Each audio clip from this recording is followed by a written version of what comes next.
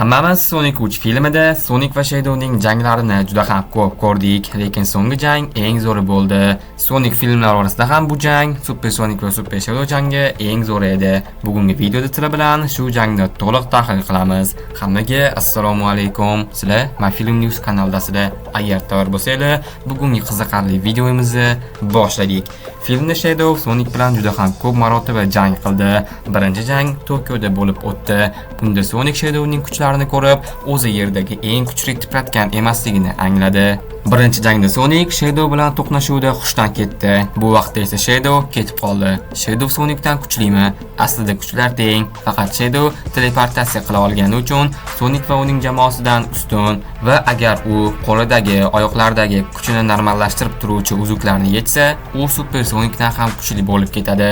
Chunki Shadowning kuchi o'zi uchun ham xavfli bo'lishi mumkin. Shu uchun u odamlar orasida yurganda ularga zarar tegmasligi uchun unga uzuklar taqib qo'yishgan. U qo'ldagi uzuklarni yechganini ko'rdik va titrlardan keyingi sahnada u yerdan yechgan uzuklarni oldi. Demak, Shadow o'lmagan. Super Shadow va Super Sonic jangi esa shunchaki dahshat bo'ldi. Ikkalasi ham super holatida juda ham kuchli, lekin Sonic Tom tufayli juda ham g'azablanib kuchga to'ldi. Jangda ularning bir zarbasi minglab kilometrlarga bordi. Ular super shaklida yorug'lik tezligiga harakatlana oladi.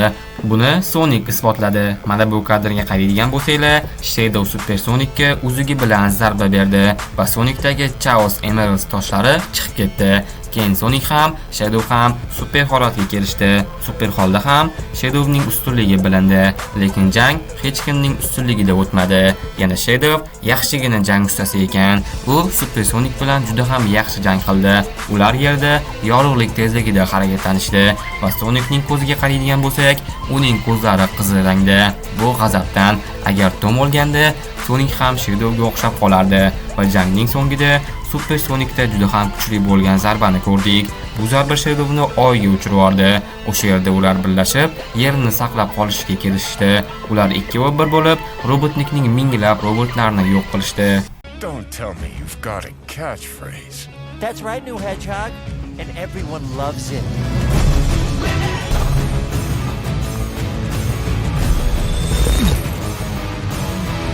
Gotta go fast.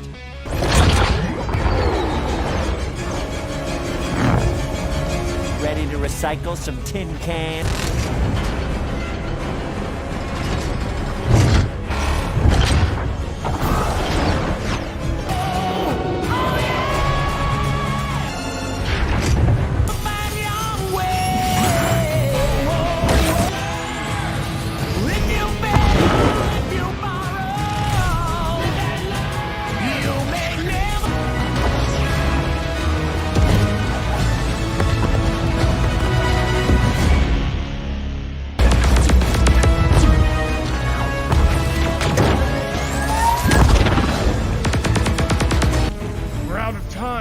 The cannon is about to fire. Where are you? You know, just...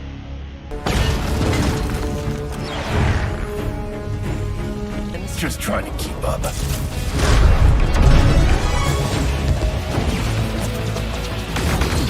Making friends. They're all yours.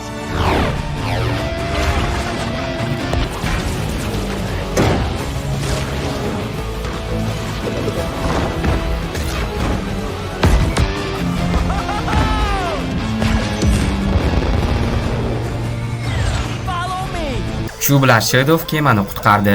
Jang vaqtida men bitta narsaga e'tibor berdim. Ular bir-birlarini juda ham kuchli zarbalar bilan urushmoqda. Zarba kuchi tog'larni yo'q qilib, yerni qit'alarga bo'lish tashlamoqda, lekin ularga hech nima qilmayapti. Demak, ularning chidamliligi juda ham yaxshi va zo'r. Bardoshliligi esa Sonicda uncha emas. Shadowda yaxshi ekan, chunki kosmik kemadan yerni yo'q qiluvchi lazer yo'llanganda, ular o'sha lazerni to'xtatib turish uchun unga kirishadi va Sonic lazer kuchiga uncha ko'p chidab tura olmadi. Yana super shaklida. Shadow esa Sonicsiz ham super holatida ancha vaqt chiday olardi.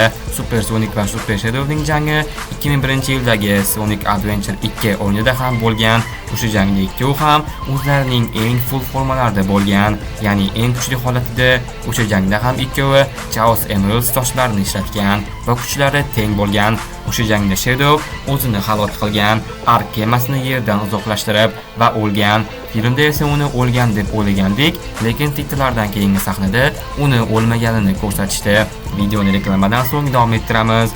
Sizlar YouTube kanali ochdinglar va videolar qo'yasizlar. Videolarga previewlarni ham o'zingizlar qilib, logo bannerlarni ham o'zingizlar qilgansizlar va videolaringizlar ko'pmas, kam prosmotr oldi. Nima uchun? Birinchidan, sifatsiz preview odamlar sizlarning videolarini ko'rishdan oldin ustidagi rasmiga, tekstiga qarashadi va sizlarga hozir ikkita rasmni ko'rsataman. Ikkalasi ham bitta filmning videosi, lekin previewlar har xil. Va mana sizlar albatta o'ng tarafdagisini tanlaysizlar, ya'ni buni. Chunki bunda personajlar to'g'ri joylashgan va tekst to'g'ri yozilgan va preview zo'r chiqqan. Agar sizlarga ham sifatli va tez zakazlarni tayyorlab beradigan dizayner kerak bo'lsa, men sizlarga Muhammadillo dizaynerini tavsiya qilaman. Muhammadillo dizayner preview, logo, avatarka, banner, xullas dizaynerlik qiladigan hamma ishlarni qiladilar va muomala zo'r. Agar previewni o'zgartirish kerak bo'lsa ham, yo'q demasdan o'zgartirib beradilar. Men Muhammadilloning telegamlarini opisiyaniyada qoldiraman. Bemalol o'tib zakaz bersanglar bo'ladi. Bugungi videoda sizlar bilan Super Sonic va Super Shadow'ning jangini tahlil qilib, ular haqida gaplashdik. Agar videoga hali ham like bosib, kanalga obuna bo'lgan bo'lsangiz, tezda like bosib, obuna bo'lib qo'ying. Sonic kinolarga kiruvchi barcha film va seriallarni kino kanalimizdan ko'rsangiz bo'ladi. O'zbek tilida va yuqori sifatda. Sonic 3 filmi ham bor. Kalmar o'yini 2-sezon barcha qismlari, Kapitan Amerika Jasur yangi dunyo va yana qiziqarli filmlarni kino kanalidan bemalol opisiyaniyadagi ssilkadan o'tib tomosha qilishingiz mumkin. Kino yangiliklarni esa MyFilm News asosiy kanalidan kuzatib borishingiz mumkin. Barcha kanallar ssilkasi opisiyaniyada bo'ladi. Keyingi video Anti-Venom, Venomning o'z tomoni haqida bo'ladi. Agar videoga like bosib, kanalga obuna bo'lgan bo'lsanglar, hozircha xayr. Keyingi qiziqarli videolarda ko'rishguncha.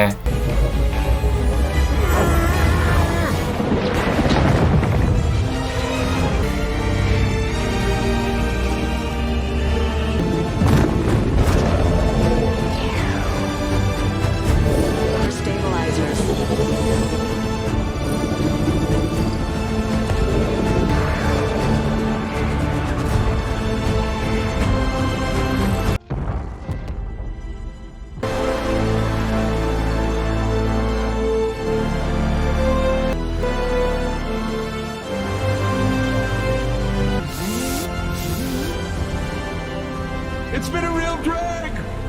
Thanks for nothing. So, I guess there's only one thing left to say.